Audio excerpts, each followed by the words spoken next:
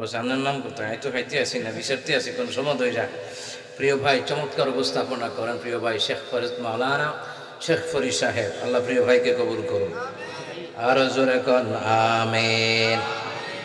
সৌজন্যে Haji metal Somaiya furniture house, Hajiganj, উত্তর বাজার, রামগতি, লক্ষ্মীপুর। সব নাম শেষ, আমিন কন। আল্লাহ ওনাদেরকে কবুল করুক। যারা যারা যাদের নাম আছে, যাদের নাম নাই, অনেকের আপনাদের নাম নাই, আল্লাহ আপনাদেরকেও কবুল করুক। নাম কম আছে হিসাবে, এই জন্য খতম দেয়া লাইছি আর কি। যদি গাজীপুরের মতন 200 নাম থাকতো তাহলে একটারও নাম পড়তাম না। আমি দেখেছি গাজীপুরে 200 জন, 150 জন, 300 জন, 800 জনও নাম আছে। আপনি আমারও কইবার হুজুর আপনি জানেন কেমনে? প্রোগ্রামে 2 ঘন্টা 1 ঘন্টা আগে যাইতো, গিয়া পোস্টার দেন, দিলে এটা গনি উঠতে হইতে কয়জন হয় খালি গনি, নাম কারে অভাব নাই। এইটারও কারণ আছে, অনেক জায়গায় পোস্টারে নেতার নাম না থাকলে মাহফিল বন্ধ করে দেয়। এমন ইতিহাস 16 বছর আমরা কাটায় আইছি, কথা কন ঠিক কিনা? আজকে হিসাবে নেতার নাম উপরে নাই, বক্তাদের নাম এমনই হওয়ার দরকার, পোস্টারের নাম, ঠিক কিনা? কারণ পৃথিবীর জমিনে, আসমানের নিচে, জমিনের উপরে সবচেয়ে দামি ব্যক্তি হলো তারা উলামায়ে কেরাম যারা, ঠিক কিনা? মুসলমান ইমামদার, এই উলামায়ে কেরাম এই মাদ্রাসা থেকে তৈরি হবে। এই মাদ্রাসায় উলামায়ে কেরাম ছাত্রদেরকে শিক্ষা দিয়ে থাকেন। উলামায়ে কেরাম এখানে আমার চেয়ে ভালো ভালো আলেম, যোগ্যতা সম্পন্ন আলেম আছে না নাই? মুসলমান ইমামদারেরা, এই মাদ্রাসাগুলোর মধ্যে কোরআন পড়ানো হয়, হাদিস পড়ানো হয়, সুন্নতের তাবেদারি বানানো হয়। এই বিশাল কোরআনের মঞ্চে আমরা যে আসতে পেরেছি, সবাই পড়ছি আলহামদুলিল্লাহ। আর জোরে কোন আল্লাহু আকবার। আর ইমানে আওয়াজ দিয়ে বলেন আল্লাহু আকবার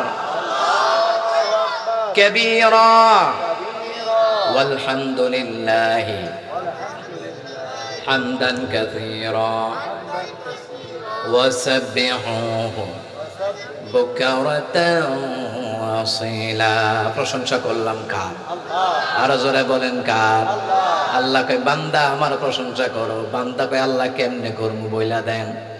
আল্লাহ তাআলা বলেন আউযু বিল্লাহি মিনাশ শাইতানির রাজীম বিসমিল্লাহির রহমানির রহিম।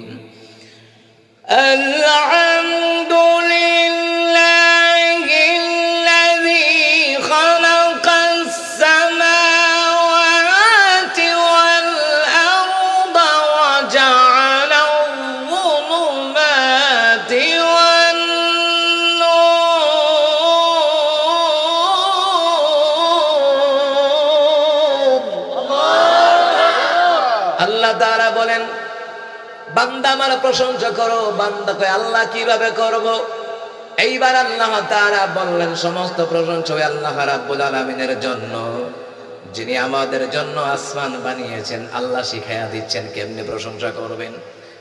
আল্লাহ তাআলা বলছেন বলো সমস্ত প্রশংসা আল্লাহ তাআলার জন্য, যিনি আমাদের জন্য আসমান বানিয়েছেন, জমিন বানিয়েছেন, যিনি আমাদের জন্য দিনের বেলায় আলোর ব্যবস্থা করলেন, রাতের বেলায় অন্ধকারের ব্যবস্থা করলেন। ওই আল্লাহর প্রশংসা করতে সরাসরি কোরআনে বলেছেন কে? এইবার বান্দা কয় আল্লাহ কার মতন করবো? আল্লাহ কয় নবীদের মতন করো, লোকমান হাকিমের মতন করো, প্রশংসা করো, আমার শুকরগুজার করো।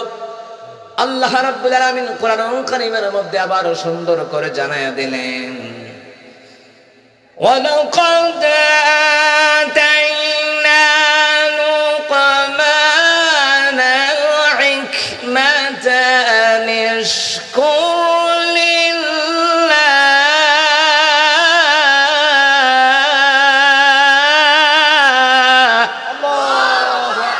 আল্লাহ তাআলা বলেন বান্দা, ও বান্দা, লোকমান হাকিমের মতন শুকরগুজার করো। আল্লাহ বলছেন আমি অবশ্যই লোকমান হাকিমকে জ্ঞান দিয়েছিলাম, আমি অবশ্যই লোকমান হাকিমকে প্রজ্ঞা দান করেছিলাম, মেধা দান করেছিলাম, যাতে করে লোকমান হাকিম শুকর আদায় করবে কার?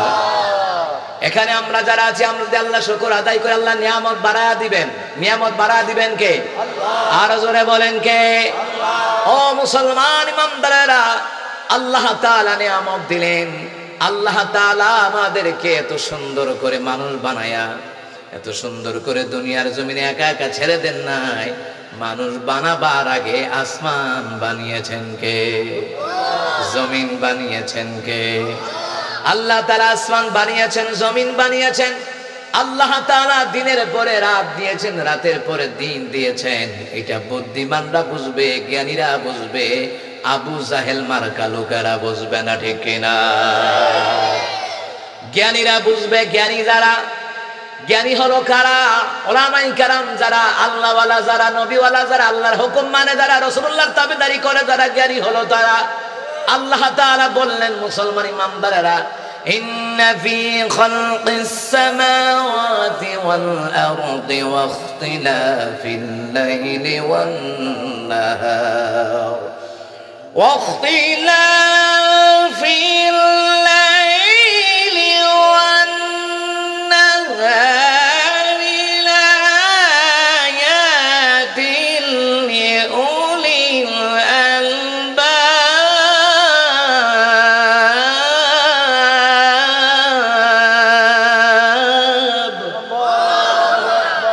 তারা বলেন, নিশ্চয়ই আসমান জমিন সৃষ্টিতে রাত্র দিনের আবর্তনে বিবর্তনের মাধ্যমে জ্ঞান সম্পন্ন লোকদের জন্য নিদর্শন রেখে দিলেন কে?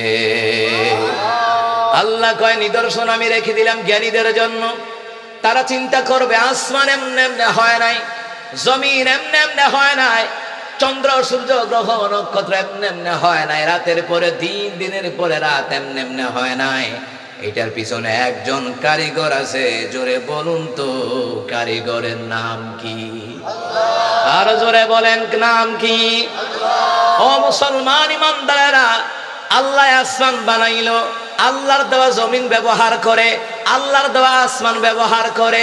মুসলমান রাতের পরে দিন, দিনের পরে রাত আরামের বিছানায় ঘুমায়, অথচ সেই আল্লাহর সাথে গত 16 বছর গাদ্দারি করেছে জালেম স্বৈরাচারীরা। অথচ মুসলমান ইমানদারেরা এমন নেতাগিরি দেখায়, ইসলামী দলের নেতা কর্মীদেরকে স্টেজে উঠলে একটা টুকেন ধরায়া দিত, ওটা কইেন না, ওটা কইেন না, ওইটা কইেন না, তো কমু কোনটা হেডা ক কথা কয় না কেন? ও মুসলমান ইমানদারা, কেমন নেতা সে? বলে, আপনাদেরকে দাওয়াত করেছি, আপনারা রাজনীতি কোনো কথা বলবেন না, কোরআন সুন্নাহর বাইরে যাবেন না। আচ্ছা আপনারাই বলেন, আলেমরা কি কোরআন সুন্নাহর বাইরে কথা বলে নাকি? উদাহরণ দেওয়ার মতন অনেক কথা বলা লাগে, যুক্তি দিয়া, কথা কণ্ঠে কেনা। টুকান একটা ধরা দিতে, এখানে কোনো রাজনীতির কথা হবে না। কিশোরগঞ্জের প্রোগ্রামে গেলাম, প্রোগ্রামে ওঠার আগে এমপি সাহেব ভাষণ দিল। যে এমপি সাহেব হলো নাস্তিক মার্কা এমপি সাহেব, উনি আমার আগে কয় বক্তারা দাওয়াত দিয়ে আনছেন ঢাকার থেকে, ভালো করছেন, এখানে কোনো রাজনৈতিক কথা হবে না, এটা কোনো রাজনৈতিক মঞ্চ নয়। আমি আবার স্টেজে উঠার পরে আমি কই, নেতা সাহেব আপনি বন, আপনার লগে আর কটা কথা আছে। আমি বললাম, আপনি বললেন এটা কোনো রাজনৈতিক মঞ্চ নয়, এখানে রাজনৈতিক কোনো কথা হবে না, তো এইটা যদি রাজনীতি মঞ্চ না হয় তো আপনি রাজনৈতিক নেতা এখানে আসলেন কেন? এ কথা কয় না, কথা কয় না। কত আর নেতাগিরি দেখাইবা, কত নেতা দুনিয়ার জমিনে দেখলাম, ফেরাউনের মতন, হামানের মতন, নমরুদের মতন, কারণের মতন দুনিয়ার জমিন থেকে লাআনতের সাথে বিদায় করে দিয়েছেন তিনি কে? কত ক্ষমতা দেখাইতো জানেননি? ক্ষমতার দাপটে এরা যা অত্যাচার করেছে ইসলামী দলগুলোর উপরে, বিএনপিও ছাড় দেয় নাই, জামাত ইসলামকেও ছাড় দেয় নাই। ও মুসলমান ইমানদারেরা, হেফাজতের নেতা কর্মীদেরকে ছাড় দেয় নাই। ওদের কথা হইল সমস্ত দলের ডাবায়া রাইখা, চাপায়া রাইখা ওরা রাজনীতি এমন ভাবে চালাইছে, ভারতের কথা মতো এরা রাজনীতি চালাইতো।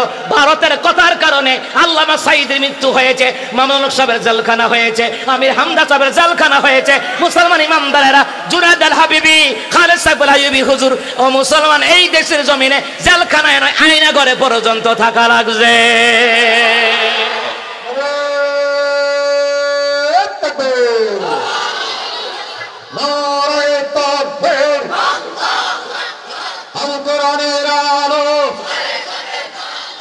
আমার তত্ত্ব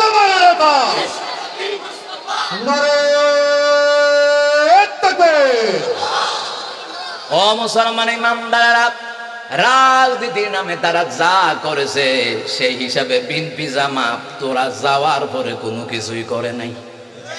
তোমরা যা করছো সেই তুলনায় কিছুই করে নাই। কথা কোন ঠিক কিনা? এরপর একজন নেতা ঢাকায় আমার সাথে বলতেছে, হুজুর বিএনপি জামাতের লোকেরা শত হইলেও ভালো আছে, এরা যদি হইতো আমাদের 10,000 নেতা কর্মী মাইরা লাইতো, আপনারা সকলে মিলে মাইরা লাইতেন, ভালো আছে। আমি কি না, মারামারি দরকার নাই। তবে যারা দেশদ্রোহী, দেশের ক্ষতি করেছে, দেশের হাজার কোটি টাকা বিদেশে পাচার করেছে, এদের বিচার বাংলার জমিনে হওয়া লাগবেই লাগবে, ঠিক কিনা? ও মুসলমান ইমানদাররা, শুধু উঠাই বলতো রাজনীতি কোনো মঞ্চ নয়। বক্তারা বুক ফুলিয়ে গত 16 বছর মন খুলে কোরআনের তাফসীর করতে পারে নাই। কথা কোন ঠিক কিনা? কোনো কথা হইলেই বলতো খেলা হবে, মাঠে আয়। ওই শামীম কইতো, শামীমে আয় মাঠে আয়, খেলা হবে। কথা কোন ঠিক কিনা? এই জন্য আমগর রফিকুল্লাহ আফসারি কই তুই সিটিং এ না। কথা কোন ঠিক কিনা?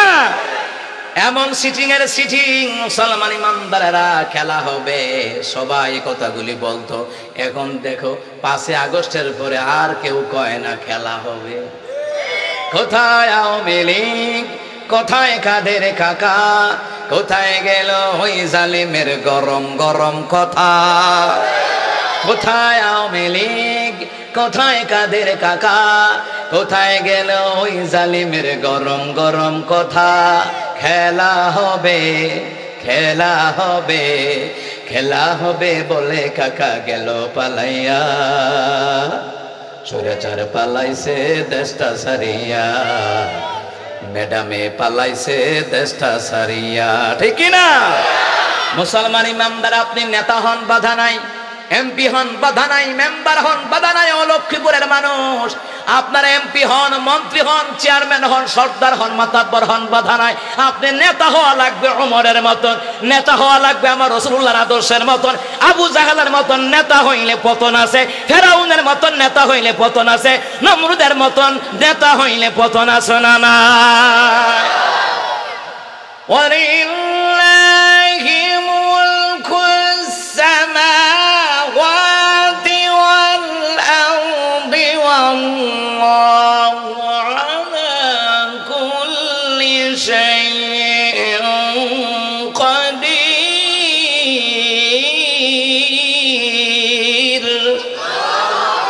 আল্লাহ তাআলা বলেন, আসমান এবং জমিনের বাদশাহী আমার, আসমান এবং জমিনের ক্ষমতা আমার, আসমান এবং জমিনের রাজত্ব আমার। আমি আল্লাহ তাআলা সর্ববিষয়ে ক্ষমতার অধিকারী। ক্ষমতা কার? তো রাজত্ব কার?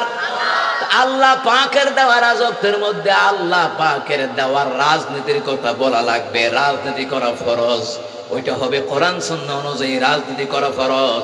আর আবু জাহেলের মতন রাজনীতি করা হারাম, নমরুদের মতন রাজনীতি করা হারাম, মুসলমান ইমানদাররা ফেরাউনের মতন রাজনীতি করা হারাম। আপনি রাজনীতি করবেন কোরআন সুন্নাহর পদ্ধতিতে, ঠিক কিনা? ও মুসলমান, কত ক্ষমতা! আমার এই কথাটা, আমার এই বিষয়টা বলার কারণ হলো, দুনিয়ার জমিনে তোমরা অবৈধভাবে ক্ষমতা গ্রহণ করো না, তোমরা হালাল ভাবে তোমরা ক্ষমতা গ্রহণ করো।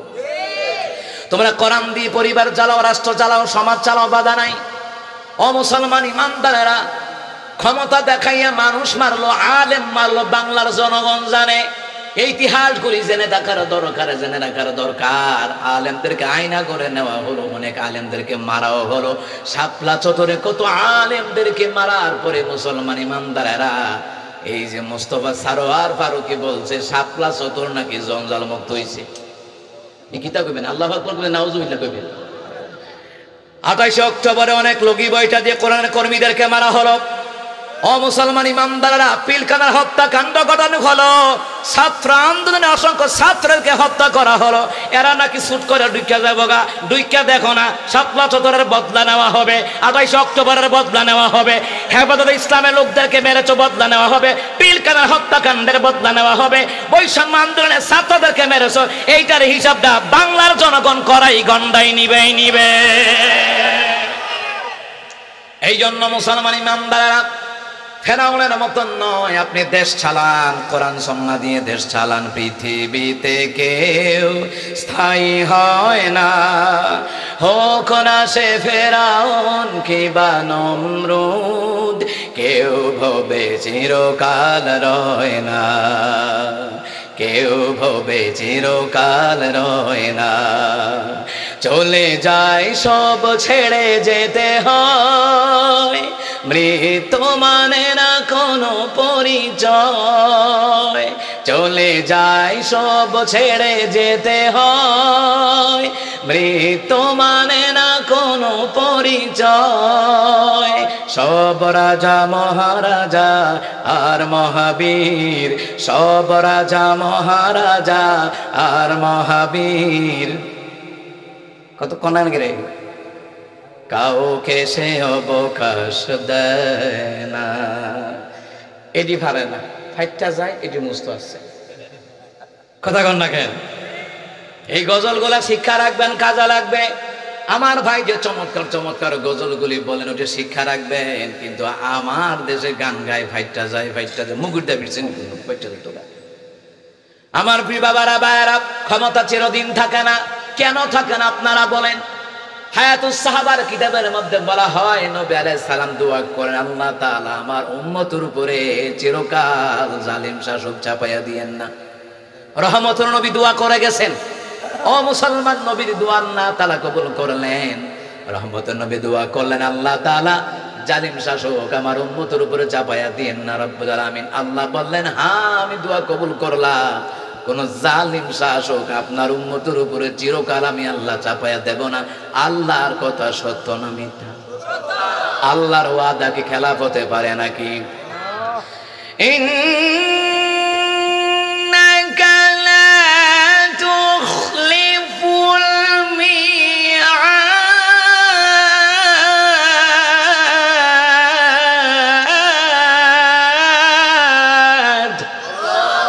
নিশ্চয় আল্লাহ তাআলা ওয়াদা ব্যতিক্রম করেন না, প্রতিশ্রুতি ব্যতিক্রম করেন না। আল্লাহ যে পতন ঘটাইয়া দেওয়ার কথা বলছেন, আল্লাহর ওয়াদা সত্য না মিথ্যা?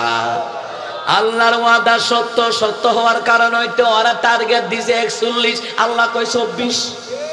কথা কয় না? কথা কয় না? আল্লাহ কয় এরা টার্গেট দিল 41, আল্লাহ কয় কাম হইতো না 24। আমরা এখানে যারা আছি আমরাও ভাবছিলাম 41 সারা বোধহয় নামতো না। কথা কন না কেন? সত্য কথা যেটা, আমরাও ভাবছি মনে হয় 41 সারা নামতো না। আল্লাহ তাআলার পরিকল্পনা বড় অবাক করার বিষয়, আশ্চর্যের বিষয়, বিস্ময় করার বিষয়। আল্লাহ তাআলার পরিকল্পনার খবর কেউ জানে না। মানুষে ভাবছি, আমরাও ভাবছি, আরে আমার এলাকা থেকে আমারে ভয় দেখাইতো, এলাকায় আইতে পারবি না। আমার বাপ মাও জানে না, 14 বছর ধরে নিজের এলাকায় ভালো করে 2 রাত শান্তি বাপ মার লগে থাকতে পারি নাই। কিন্তু আমার বাপ মাও জানে না, হয়তো মিডিয়ার মাধ্যমে জানবে। আমার বাপ মাও জানে না, এলাকায় ঢুকবো যাবো, ওরা দেখতো প্রোগ্রাম করে হুমকি দিয়া দিত, আপনি এলাকার বাইরে থাকেন। কত হুমকি দুমকি মুসলমান ইমানদারেরা। এরপরে আমার এলাকার কিছু নেতা ভাতি নেতা আছে, এরা কইতো, আপনি জানেননি, আপনি জানেননি কি তুই ভবিষ্যতে? আমি কি তুই মারি বুঝুন তো আওয়ামী লীগ করতে হইব। কথা বুঝেন নাই? মানে মারি বুঝুন তো আওয়ামী লীগ করতে হইব।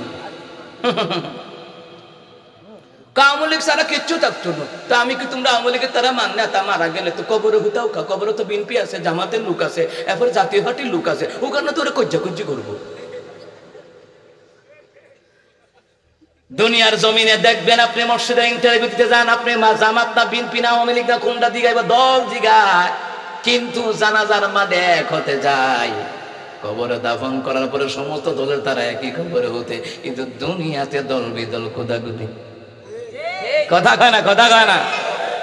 আমারা কয়, তখন যখন সরকারের পতন হইলে আমি আবার হেতারে মেসেজও কইছি, কি তারে তুই না কইছিলি মাটি পর্যন্ত আওয়ামী লীগ করবো, তখন কই তোরা যারা মা কইতি তোরা ফালাই দিয়া গেছে গা, এটা আসলে আসল মা না, এটা নকল মা। এ কথা কয় না রে? আসল মা যাদের আছে, রোগ বিমার সন্তানের হলে মা দোয়া করে, আল্লাহ আমাকে রোগ দাও, আমার সন্তানদেরকে দিও না। আর নকল মা যখন দেখছে পেদানি খাইব, পলায়া গেল মামুর বাড়ি দিল্লিতে। আল্লামা সাইদি রাহিমাহুল্লাহর কথাটাই শেষ পর্যন্ত সত্যে পরিণত হয়ে গেল। এই কথার দ্বারা বোঝা যায় উনি একজন আল্লাহর আউলিয়া ছিলেন। ওয়াজে বেনজির কিতাবের মধ্যে এসেছে, ফিআলুল হাকিম লা ইয়াহমিলু আনিল হিকমা, জ্ঞানী ব্যক্তির কোনো কাজ কোনো কথা অযুক্তি নয়, খুঁজে দেখো সবগুলা যুক্তি। কথা ঠিক কিনা? ও মুসলমান ইমানদাররা, যা ভয় দেখাইতো আর কয় 41, আল্লাহ কয় চিন্তা করিস না আমার বান্দা বান্দিরা 24, আল্লাহ তারা 24 সালে আগস্ট মাসের 5 তারিখ পতন ঘটায়া দিলেন। এর থেকে সারা বিশ্বের মুসলমানদের দল বিদল যারা নেতা আছে শিক্ষা গ্রহণের দরকার আছে না নাই? এ কথা কোন আছে না নাই? তো রহমতুল নবীজি জুয়া করলেন, আল্লাহ তা আমার উম্মতের উপরে জালিম সরকারে চাপাইয়া দিয়েন না। আমরা সকলে ভয়ের মধ্যে আছিলাম। আল্লাহ কই চিন্তা করিস না, 24 সালাইতে আছে। তো আল্লাহ যে বললেন, হাবিব আমার, আপনার উম্মতের উপরে কোনো জালিম শাসক চিরকাল চাপাইয়া দেব না। ওই যে আফগানিস্তান আমেরিকা চালাইতো, এখন আফগানিস্তান কোরআন দিয়ে দেশ চালায়। মহিলাদের জন্য মহিলা শিক্ষিকা, মহিলাদের জন্য মহিলা চিকিৎসক, সুবহানাল্লাহ নাই? এবং মহিলাদের কাপড় মহিলা টেলারে বানাইবো, বেড়াইতে না, বেড়াইতে না। ও মুসলমান ইমানদার, ঢাকার জমিন একজন সহজ সরল মানুষ আছিল, খেয়াল করেন। উনি কি করতো, রিক্সা দিয়ে ওনার বড় ডাক্তারের কাছে পাঠাইতো। উনি একটা বোতলের পানি লইয়া সিটটা আগে মুছতো, কোন বেটা বইছে কে জানে, ইহানো তো আমার বউটা বইব, ইহানো ধুইয়া সারা আর বউ যাইতো না, এবারটা ধুইয়া দিত না আমার বউ। চিন্তা করেন, এমন আগলা দিনে মানুষ আসে না সহজ সরল? আল্লাহু আকবার বলবেন না? মুসলমান ইমানদারেরা, আফগানিস্তানের মানুষদেরকে নিয়ে কত মানুষ কত কথা বলেছে, মুসলমান ছাড়া ইহুদিরা কত কটাক্ষ করেছে। আজকে আফগানিস্তান গোটা বিশ্বের মধ্যে 14 ধাপ এগিয়ে আছে। আল্লাহু আকবার কর না? কোরআন দিয়ে দেশ চালালে লস নাই, কোরআন দিয়ে দেশ চালালে রস নাই। কোরআন দিয়ে দেশ চালাবেন মুসলমান ইমানদারেরা, মনে রাখবেন দুর্নীতি কমে যাবে, টেন্ডারবাজি কমে যাবে, ইফটিজিং কমে যাবে, মদ গাঁজা ইয়াবার ব্যবসা কমে যাবে, সুদের পরিহারও কমে যাবে। কথা কোন ঠিক কিনা? মুসলমান ইমানদারেরা, আমার ভাইরা, রহমতুল নবী আরেকটা দোয়া করেন, আল্লাহ তাআলা আমার উম্মতের মধ্যে আপনি কাউরে গরিব বানায়েন না। সুবহানাল্লাহ বলবেন না? একটু আগে আমার ভাই কারি মান্নান ভাই যে কালেকশন করছেনি, এই কারি মান্নান ভাই কালেকশন করছে না?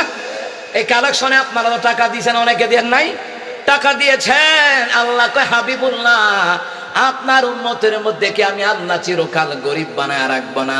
তারা যখন দান সদকা করবে, এই দান সদকার দ্বারা আমি আল্লাহ তাআলা তাদেরকে আমি আল্লাহ ধনী বানায়া দেব।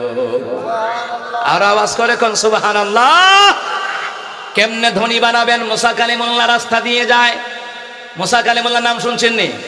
নরম না গরম? কথা কয় না, নরম না গরম? এখন গরম কথা কইলে কই বেয়াদব, ঠিক না? তো মুসাও তো গরম আছিল, মুসারা বেয়াদব কও না কা? হক কথা যারা বলে এরা বেয়াদব নয়, হক কথা যারা বলে জোরে বলুন তো তারা কার দল? মাঠে ময়দানে অনেকে হক কথা বলে কিন্তু নিজেরা মানতে পারে না, বিপক্ষে গেলে। কথা কয় না? নিজেরাই মানতে পারে না, বিপক্ষে গেলে দিনের বেলায় বক্তাদের বিরুদ্ধে পুশ করে, রাতের বেলায় বক্তার কাছে ফোন দিয়া কয়, ভাই একটা প্রোগ্রাম দেন, আপনারে রাখলে আমারও রাখবো। এটা কি মুনাফিকি নয়? এ কথা কয় না, মুনাফিকি নয়? মুসলমান ইমানদারেরা, মুসা কালিমুল্লাহ গরম গরম বলে হক কথা বলতে, এই জন্য বেয়াদব নয়, তিনিও একজন আদবওয়ালা। কথা কোন ঠিক কিনা? আরে হক কথা বলাই লাগবে, আমার বাবার বিরুদ্ধে যাক, আমার বিরুদ্ধে যাক, সন্তানের বিরুদ্ধে যাক, হক কথা বলাই লাগবে। হক কথা বলার জন্য সরাসরি কোরআনে বলেছেন কে? এটা কি মোল্লার কথা না আল্লাহর কথা? আপনারা যে এখানে আসছেন, এখলাস আছে না নাই জানেন কে? অনেকে কয় এর এখলাস নাই, হের নাই, হের নাই। তো তোর আছে নি এখলাস? তোরে কি এখলাসের ডিলারশিপ বানাইছে? কিছু আছে না এমন? আবার কয় ওয়াজ মাহফিল করে লাভ কি হেদায়েত হয় না? তো তোর কপালে হেদায়েত নাই, এই জন্য মাহফিল নিয়ে মন্তব্য করে। কথা কোন ঠিক কিনা? যার চরিত্র যেমন ধারণা তেমন। কথা কয় না? কথা কয় না? এ মুসলমান ইমানদারেরা, যার ভিতরে যা ফালদা উঠে তা। কথা কয় না? আমরা বাংলাদেশের জমিনে দেখলাম বজ্রকণ্ঠে কণ্ঠ, বজ্রকণ্ঠে ওয়াজ করে কন্টাক্ট করা যাবে না। এরা ভাইরাল হওয়ার পরে 1 লাখের নিচে এরা নিজেরাই প্রোগ্রাম করে না। তো এটার নাম মুনাফিকি না? কথা কয় না কেন? মুখে বলে এক, অন্তরে আরেক, আর নাম হলো মুনাফিক। ঠিক না? তো মুসা কালিমুল্লাহ নরম না গরম? তো মুসা কালিমুল্লাহ যে গরম, গরমের সময় গরম, নরমের সময় নরম। কিন্তু মুসলমান ইমানদারেরা, আমাদের দেশে আমাদের সমাজের ভিতরে যদি কেউ ভদ্রভাবে চলে তারে নরম মনে করে, তার দুর্বলতার সুযোগ নাই, ঠিক কিনা কন? কিন্তু মুসা কালিমুল্লাহ নরমের বেলায় নরম, গরমের বেলায় গরম। রাস্তা দিয়ে যায়, এক লোক সামনে দেখার এসে, হুজুর কই যান? হুজুর কয় আমি তুর পর্বতে যাই। ও তুর পর্বতে যান, কিটা করতেন যান? আমি আমার মাওলার সাথে কথা বলতে যাই। সুবহানাল্লাহ বলবেন না? আমি আমার মাওলার সাথে কথা বলতে যাই। ও আচ্ছা ঠিক আছে হুজুর, যেহেতু আপনি মাওলার কাছে যাইতে আসেন, তা আল্লাহরে জিগায়েন কোন আমল করলে গরিব হয়। আল্লাহর একটু জিগায়েন কোন আমল করলে গরিব হয়। ঠিক আছে জিজ্ঞাসা করব। সামনের দিকে যাওয়ার পরে আর একটা লোক খারাইছে, আর এক খারায় কয় হুজুর কই যান? আল্লাহর সাথে কথা বলবো। তোর চিনাই, তোর পর্বতে যায়, আল্লাহর সাথে কথা বলবেন। আল্লাহরে জিগায়েন কোন আমল করলে ধনী হয়। সুবহানাল্লাহ বলবেন না? ও মুসলমান ইমানদারেরা, মুসা কালিমুল্লাহ গেলেন। সামনের দিকে যাওয়ার পরে আরেকজন মহিলা খারাইছে। মহিলাদের ভিতরে বুদ্ধি আসেনি, সুবুদ্ধি না কুবুদ্ধি? এরা কুটনামি লাগাই বেশি, কথা কয় না। একটার একটা কয় বুবু তোর কাছে বিশ্বাস করে কইছে, তুই কইলাম কি ওর কাছে কইস না, কইস না কইস না কইতে সারা সর বাদামের লোকেরা জানে। এ কথা কন ঠিক না? মহিলারা ঝগড়া কইরা চুলো ধরাধরি করতে 2 মিনিটও লাগে না, পুরুষেরা ঝগড়া করে কুদাকুদি করতে করতে 1 ঘন্টা জায়গা। ও কথা কবে রে?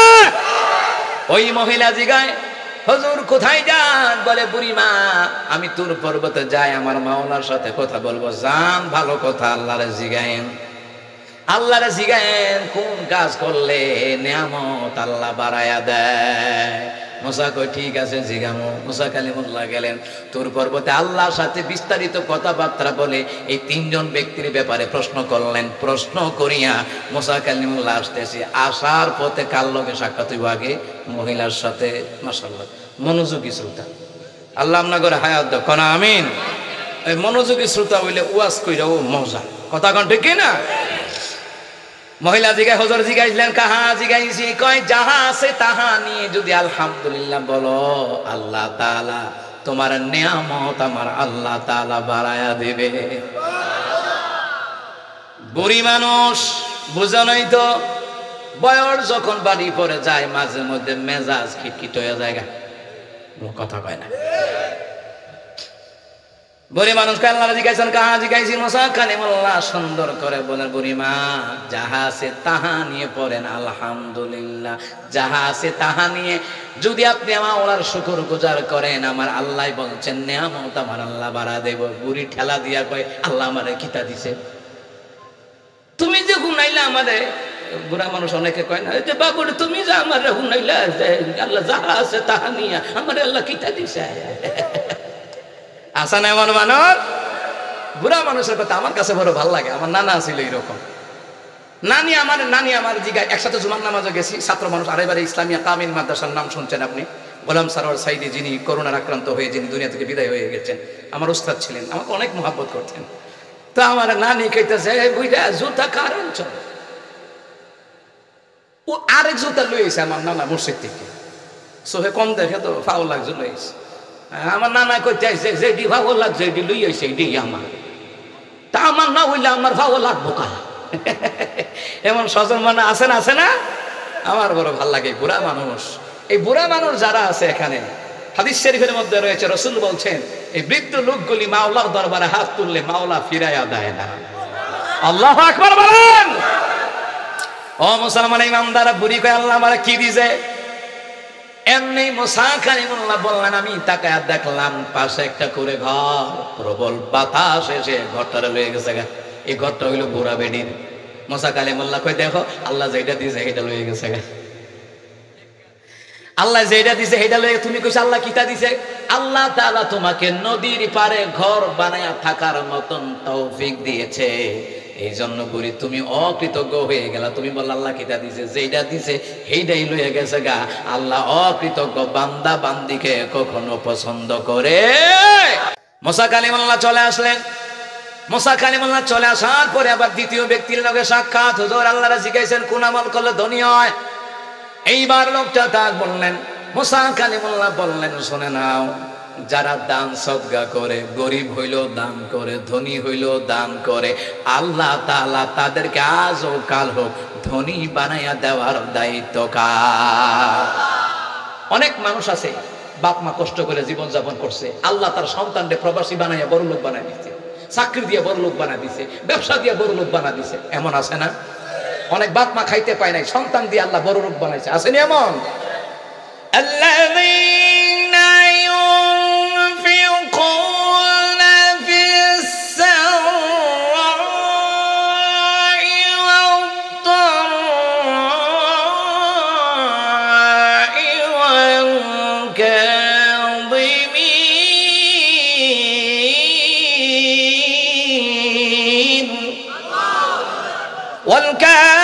والكاظمين الغيظ والعافين عن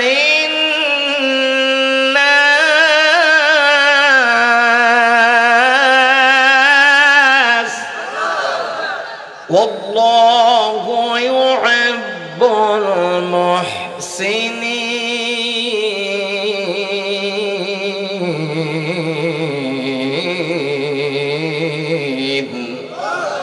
আল্লাহ তাআলা বললেন গরিব হওয়ার পরও যারা দান করে, খেয়াল করেন সূরা আলে ইমরানের মধ্যে আল্লাহ বলছেন গরিব হওয়ার পরও যারা দান করে, ধনী হওয়ার পরও যারা দান করে, আগের সময় রাখে সংবরণ করে, মানুষকে ক্ষমার নজরে দেখে, আল্লাহ তাআলা বলছেন এই রকম বান্দা বান্দীদেরকে মুহসিন হিসাবে সম্বোধন করলেন আর বললেন এরকম মুহসিনদেরকে ভালোবাসেন কে? তাহলে যারা দান করে তাদের দাম আছে না নাই? যারা মাদ্রাসায় দান করে, মসজিদে দান করে, মাহফিলে দান করে, ইসলাম প্রতিষ্ঠায় দান করে, এই দান করার মধ্যে বরকত সফলতা আছে না নাই? আল্লাহ বলছেন গরিব হলো দান করো, ধনী হলো দান করো। বেলাল রাদিয়াল্লাহু তাআলা আনহু তিনি বললেন রাসূলুল্লাহ আপনি বললেন দান করতে, নবী গো আমি বেলাল গরিব মানুষ।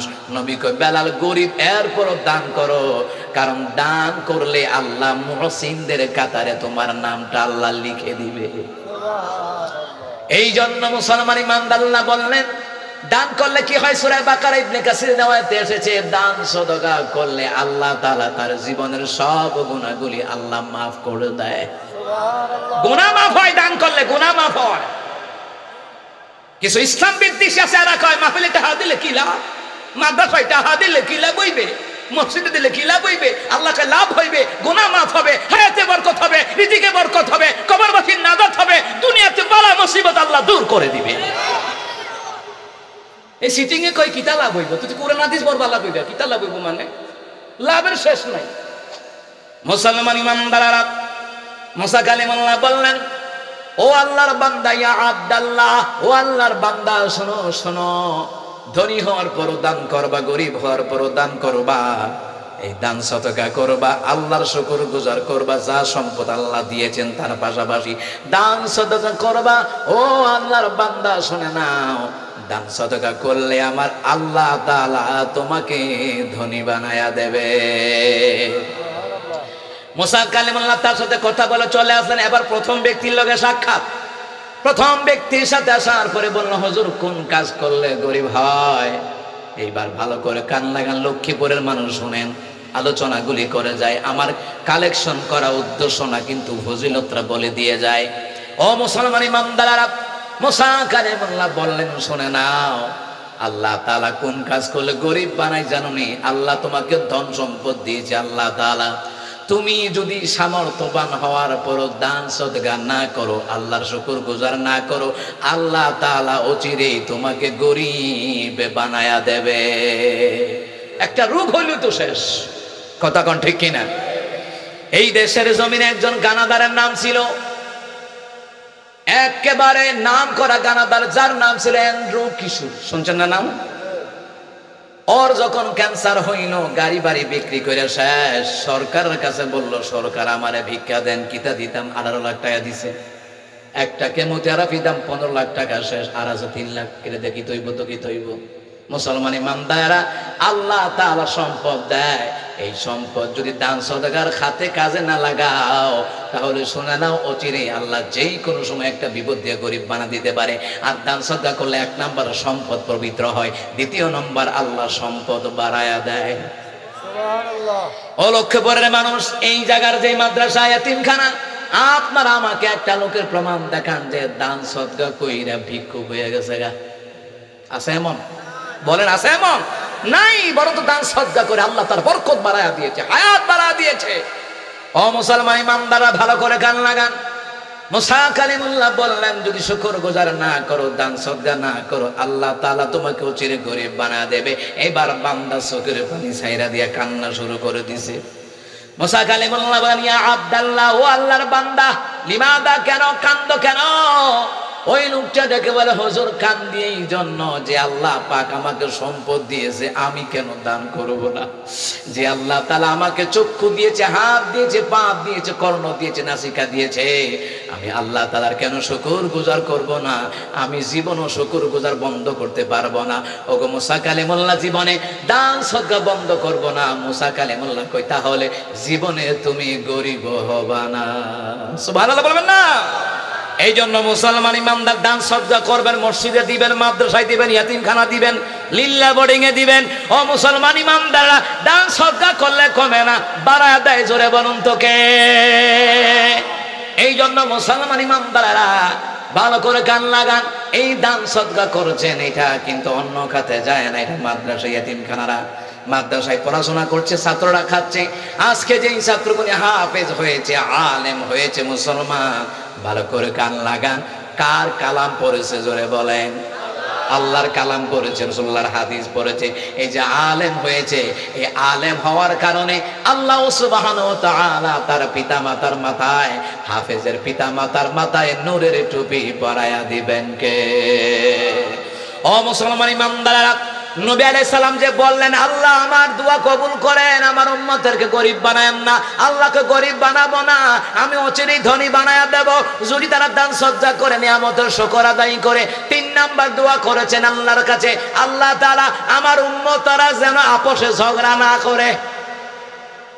ঝগড়া হয়নি, বেশিরভাগ ঝগড়া হয়নি।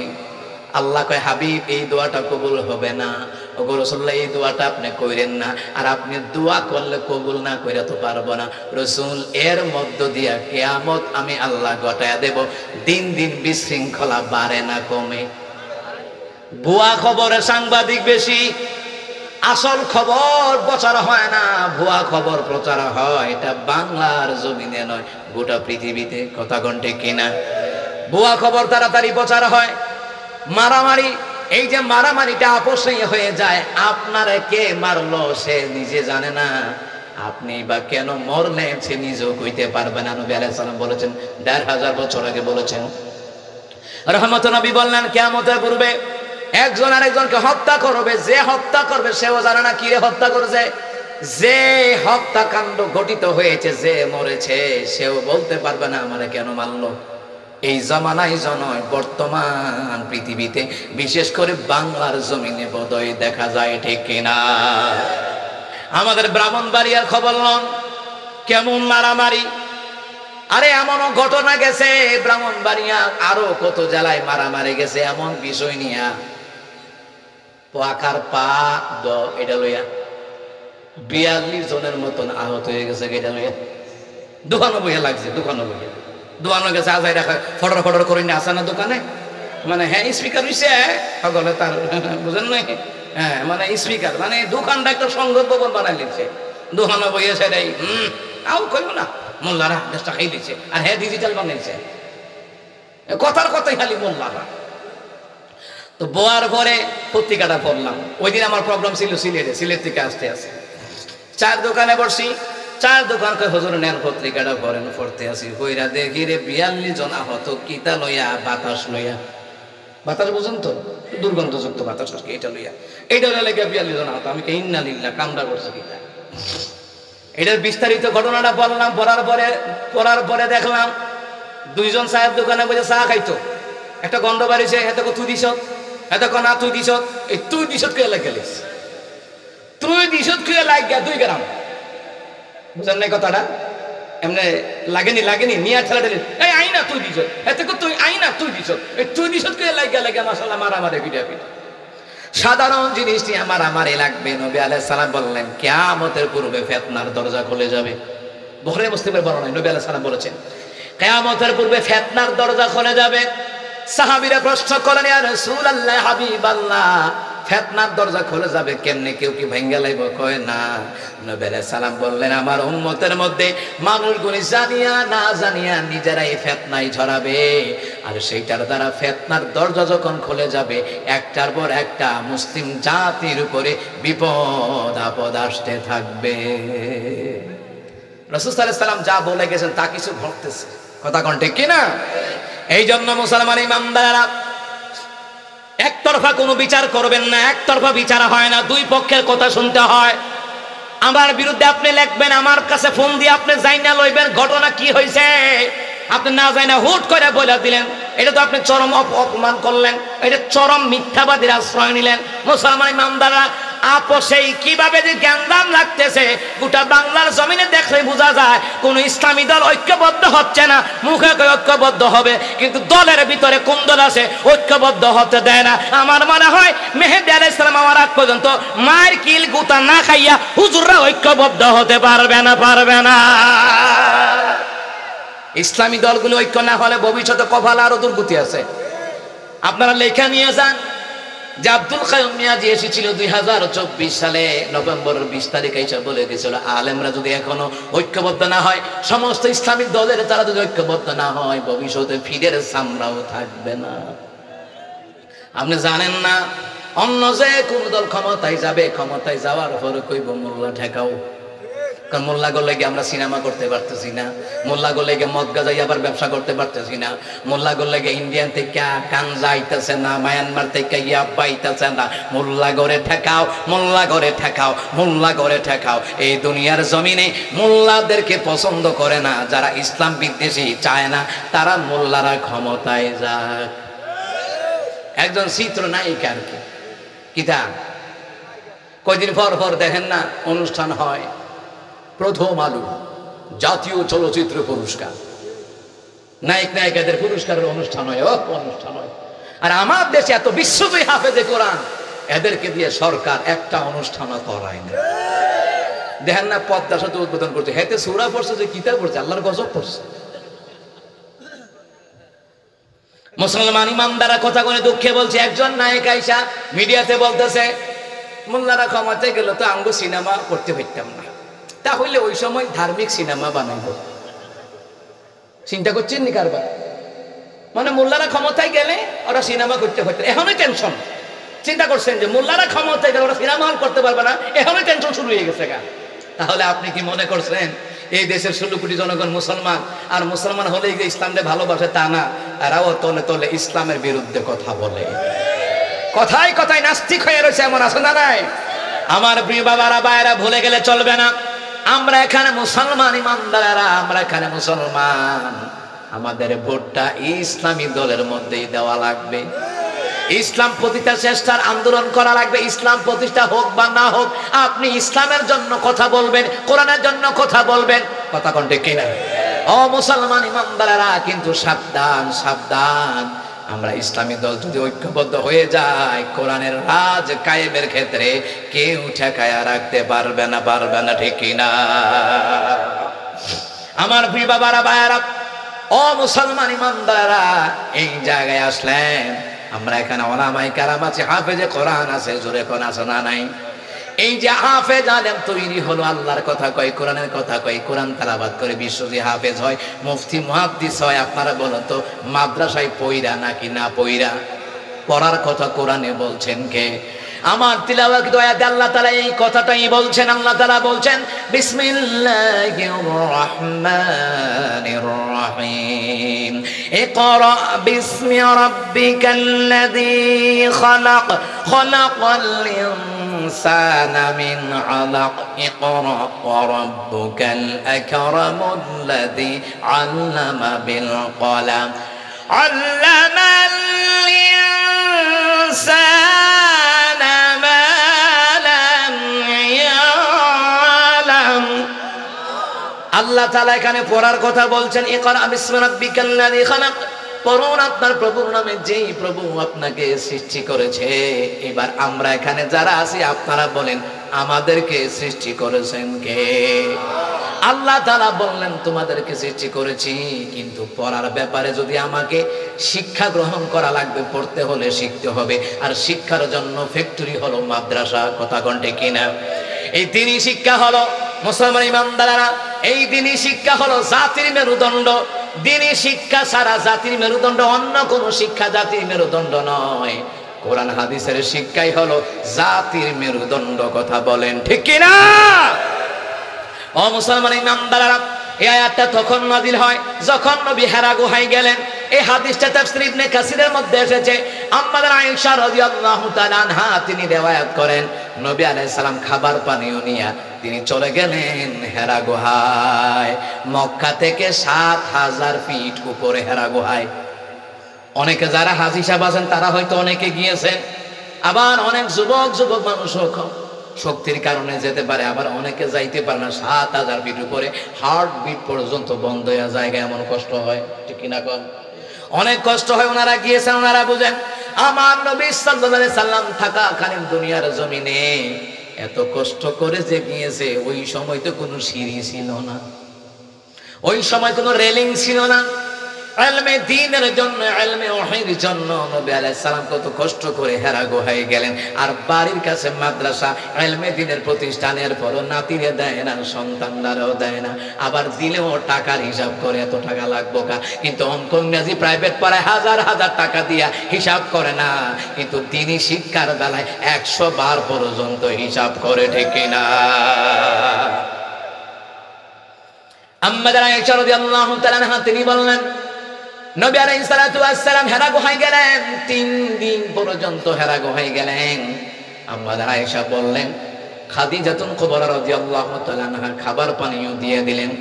আম্মা আয়েশা এটা রিওয়ায়াত করছেন। ঘটনা হচ্ছে আম্মা খাদিজা রাদিয়াল্লাহু তাআলা আনহা তিনি বলছেন, খাদিজাতুল কুবরা থেকে নবী আলাইহিস সালাম খাবার পানীয় নিয়ে হেরা গুহায় গেলেন। হেরা গুহায় যাওয়ার পরে নবী আলাইহিস সালাতু ওয়াস সালাম কাঁপতে খাদিজা রাদিয়াল্লাহু তাআলা আনহার কাছে আসলেন, বলে, খাদিজা আমাকে কম্বল দিয়ে ঝরায়া দাও, কম্বল দিয়ে আঁকড়ে ধরো খাদিজা, আমি বোধহয় বাঁচব না।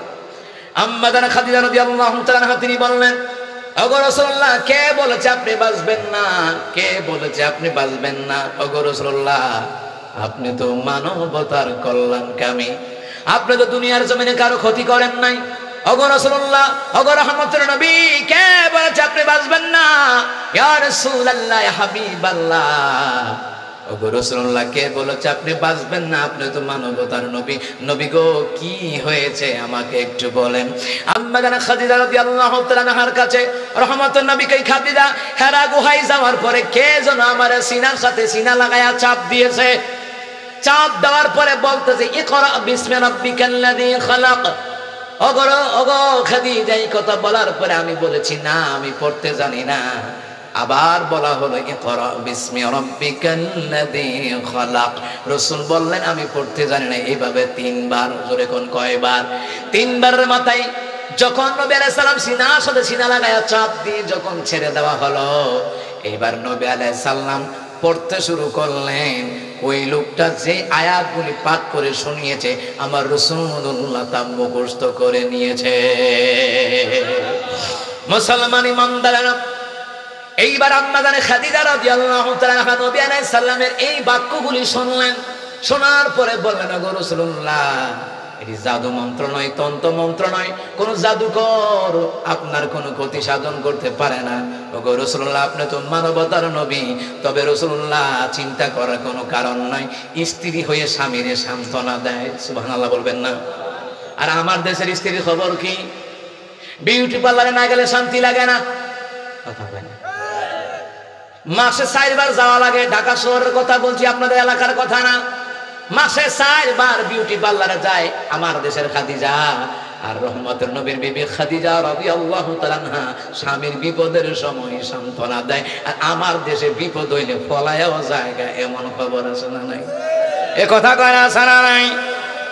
মুসলমান ইমানদারেরা, আম্মা জান খাদিজা রাদিয়াল্লাহু তাআলা রহমতুল নবী ডান হাত মুবারকে ধরলেন। ডান হাত মুবারকে ধরিয়া বলেন, রাসূলুল্লাহ চলেন, আমার একজন চাচাতো ভাই আছে, তার মধ্যে তাওরাতের ইলম আছে, জবুরের ইলম আছে, ইনজিলের ইলম আছে, আসেন তার কাছে আপনারে লইয়া যায়। তার কাছে গেলে বোঝা যাবে আপনার কাছে কে এসেছিল। আম্মাদান খাদিজা রাদিয়াল্লাহু তাআলা আনহা নবী আলাইহিস সালাতু ওয়াস সালামকে নিয়ে গেলেন ওয়ারাকা বিন নাওফেল, তাফসীরে কিতাবের মধ্যে এসেছে। ওয়ারাকা বিন নাওফেলের কাছে নিয়ে গেলেন। নিয়ে যাওয়ার পরে আম্মাদান খাদিজা রাদিয়াল্লাহু তাআলা আনহা ওয়ারাকা বিন নাওফেলকে বললেন, ও ওয়ারাকা বিন নাওফেল শোনো, আমার স্বামী কাঁপতে কাঁপতে হেরা গুহা থেকে আসিয়া বলতেছে কম্বল দিয়ে জড়াইয়া ধরো। ও ওয়ারাকা বিন নাওফেল, কি কি আমার স্বামীর সাথে ঘটেছে জিজ্ঞেস করো। ওয়ারাকা বিন নাওফেল ওই জামানায় ওই সময় অন্ধ ছিলেন, চোখে দেখতেন না। তাওরাত জবুর ইনজিল কিতাব পড়তে পড়তে অন্ধ হয়ে গেছে গা। আমার দেশে এমনও রেকর্ড আছে, পড়তে পড়তে পাগল হয়ে যায় গা, পড়তে পড়তে অন্ধ হয়ে যায় গা, এমন রেকর্ড আছে না নাই? কথা কোন আছে না নাই? ওই ডালপা ওই দিকে একটা এলাকায় গেলাম, লোকটা পাগল হয়ে গেছে। কই ব্রিলিয়েন্ট ছাত্র, পড়তে পড়তে ওর ব্রেন আউট হয়ে গেছে, পড়তে পড়তে অনেকে অন্ধ হয়ে যায়। ওয়ারাকা বিন নাওফেল ওই সময় অন্ধ ছিলেন, কিন্তু ওয়ারাকা বিন নাওফেল ভাই মুহাম্মদ সাল্লাল্লাহু আলাইহি সাল্লাম, আপনি বলেন কি হয়েছে হেরা গুহায়? আপনি বলেন, আমি তো কানে শুনি কিন্তু চোখে দেখি না, আপনি বলেন। রহমতের নবী সাল্লাল্লাহু আলাইহি ওয়াসাল্লাম তিনি বললেন, হেরা গুহায় গেলাম, তোমার বোন খাদিজা রাদিয়াল্লাহু তাআলার কাছ থেকে খাবার পানি নিয়ে গেলাম। 3 দিন পর্যন্ত ছিলাম ওখানে। গিয়েছিলাম আমি ধ্যানমগ্ন হয়েছিলাম।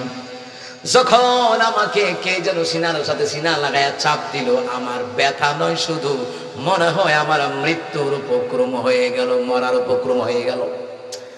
আমাকে বলতেছে, কি বলতেছে? ওয়ারাকা বিন নাওফেল বলেন, কি বলেছে আপনি আমাকে বলেন। এবার রহমতের নবী সূরা আলাকের 5টি আয়াত তিলাওয়াত করে ওয়ারাকা বিন নাওফেলকে শোনায়া দিলেন।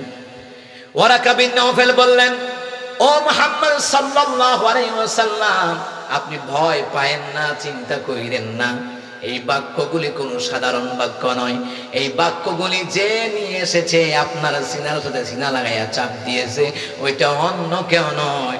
ওইটা হলো ওই লোক, যেই লোক মুসা কালিমুল্লাহর কাছে ওহী নিয়ে আসতো, যার নাম হলো হযরতে জিবরাইল। আর জোরে পড়েন সুবহানাল্লাহ। মাইকের সাউন্ডটা ঝেরঝের ঝেরঝের করে, সাউন্ডটা স্পষ্ট না। আমার কণ্ঠ কিন্তু এমন বাজে না। আমার বন্ধুরা, আমার বাবারা, চিন্তা করে দেখুন মুসলমান ইমানদারেরা, ওয়ারাকা বিন নাওফেল কানে শুনে চোখে দেখে না। এরপরে নবী আলাইহিস সালামের জবান মুবারক থেকে কথাগুলি শুনিয়া বলল, ইয়া মুহাম্মদ ভয় পায়েন না, আমি তাওরাত কিতাব পড়েছি, ইনজিল কিতাব পড়েছি, জবুর কিতাব পড়েছি, আমি সেই কিতাবগুলি পড়ে জেনেছি আখিরি জামানার পয়গম্বর যিনি হবেন তিনি হেরা গুহায় যাবেন, ওখানে সর্বপ্রথম কোরআনের আয়াত নাজিল হবে। সুতরাং ভয় পাওয়ার কোনো কারণ নাই। যেইটা আয়েশা সাফ দিয়েছে ওইটার নাম জিবরাইল, আর যেই বাক্যগুলি শোনা দিয়েছে ওইগুলা দুনিয়ার সাধারণ মানুষের কথা নয়, ওই কথাগুলি হলো কালামুল্লাহ, আল্লাহ তাআলার কথা। এগুলা হলো আল্লাহ তাআলার কথা। ও মুহাম্মদ সাল্লাল্লাহু আলাইহি সাল্লাম, আমার বড় ভয় হয়। কি হয়? কথাগুলি খেয়াল করেন। ইবনে কাসিরের riwayat, ওয়ারাকা বিন নাওফেল বলেন, ও খাদিজা, আমার বড় ভয় হয়। ও মুহাম্মদ সাল্লাল্লাহু আলাইহি সাল্লাম, আমার বড় ভয় হয়। বলে কিসের ভয়?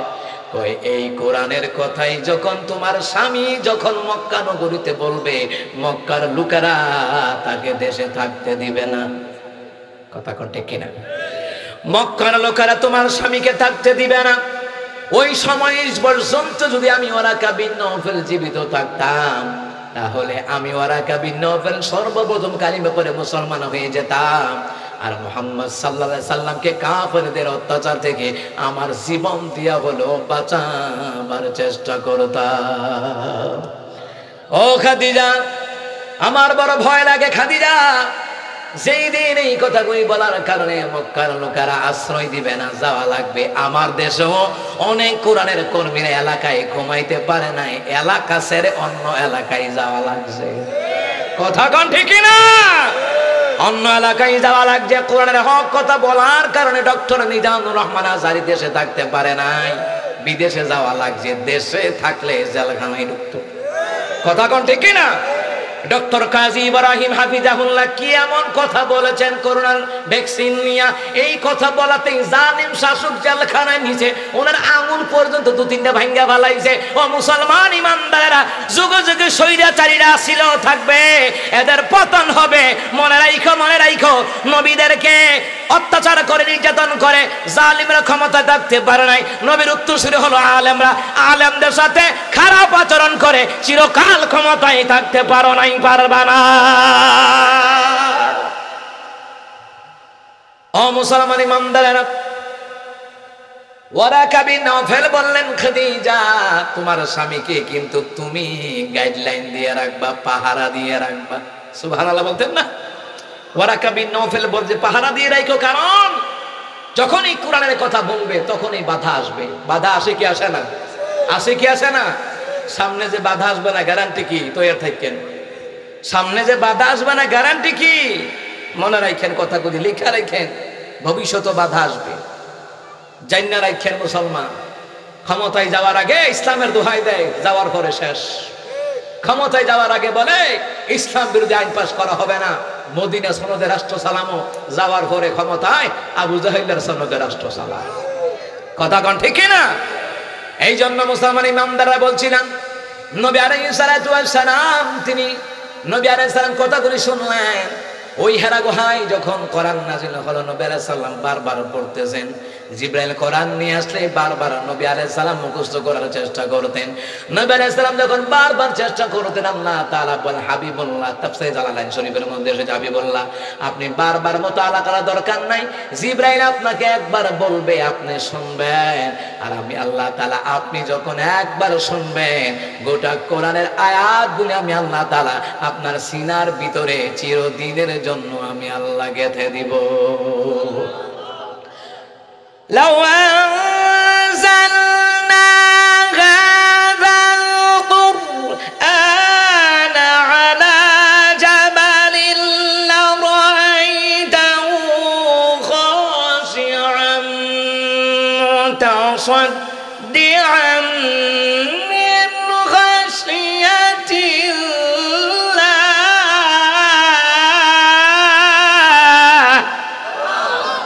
আল্লাহ তাআলা বলেন, যদি আপনি কোরআন, যদি আমি এই কোরআন পাহাড়ের উপর নাযিল করতাম, আপনি চেয়ে চেয়ে দেখতেন ওই পাহাড়গুলি আমি আল্লাহর ভয়ে ফেটে বিদীর্ণ হয়ে যেত। ওগো রহমতের নবী, তাহলে আপনারা কি বুঝলেন? এই কোরআনের ইলমের ওহীর লুট নেওয়ার মতন ক্ষমতা পাহাড়ের নাই, আসমানের নাই, জমিনের নাই। ওই কোরআনের ইলমের ওহীর লুট নেওয়ার মতন ক্ষমতা আল্লাহ তাআলা তার রাসূলুল্লাহর সিনার ভিতরে ঢুকায়া দিয়েছে। সুবহানাল্লাহ। আজকে যারা হাফেজ হইলেন, ভবিষ্যতে হাফেজ হবেন, সাধারণ মনে করবেন না। ইলমের ওহীর লুট নিচ্ছেন তারা, তাদের সিনার ভিতরে 30 পারা কোরআন। মুসলমান ইমানদারেরা বুঝেন তো, তাদের সিনাটার দাম আসেনি? কথা কোন আসেনি? এই সিনাটার বড় দাম আছে। নবী কয় শুধু দাম নয়, ও মুসলমান, মাওয়াইজে সিরাজা কিতাবের ভিতরে এসেছে, ওই ইলমের ওহীর লুট যারা নেয়, ইলমের ওহীর জ্ঞান যারা আহরণ করে, এই কোরআনের জ্ঞান যারা অন্বেষণ করে হাফেজ হয়, আলেম হয়, তাদের মর্যাদা এমন কিয়ামতের ময়দানে তাদের মাথার মধ্যে নূরের টুপি পরায়া দিবেন কে? এই মাদ্রাসার ছাত্রগুলি ইলমের দ্বীন শিখে, কোরআন শিখে, ইসলাম শিখে। যারা হাফেজ হয় তাদের মর্তবা কি? যারা আলেম হয় তাদের মর্তবা কি? ও মুসলমান ইমানদারেরা, যারা হাফেজ হয়, যারা আলেম হয়, যারা হাফেজ হয়, হালালকে হালাল জেনে, হারামকে হারাম জেনে যারা ঈমান আমল করে, ওই হাফেজগুলি হাসরের ময়দানে যে 10 জনের উপরে জাহান্নাম ওয়াজিব হয়ে গেছে, ওই 10 জন ব্যক্তিকে সুপারিশ করিয়া আল্লাহর তৈরি জান্নাতের মেহমান বানাতে পারবে। কিন্তু একজন আলেম কয়জন নিবে? একজন আলেম কয়জন নিবে? এটার উদাহরণ, এটার ব্যাখ্যা দেওয়া হয়েছে মাওয়াইজে সিরাজিয়া কিতাবের ভিতরে। ব্রাহ্মণবাড়িয়ার বড় হুজুর আল্লামা সিরাজি সাহেব রাহমাতুল্লাহ আলাইহি ওনার এই কিতাবের মধ্যে এনেছেন যে একজন আলেম, একজন হাফেজ 10 জন নিবে।